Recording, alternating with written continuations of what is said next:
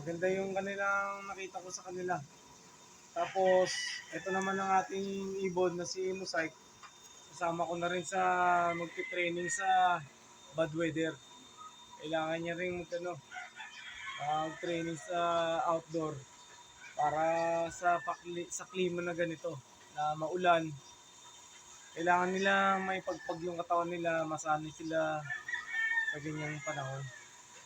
Kasi hindi mo mawawala sa karera, sumama ang panahon, bibitawan pa rin pilit ang ibon natin. Kaya nawawala yung ibang ibon natin. Eh kung sanay tayo mag-alpas ng naulan, makaka-adapt siya. Okay? Mangarap lang po tayo ng mangarap, kalapatids. At libre lang yan.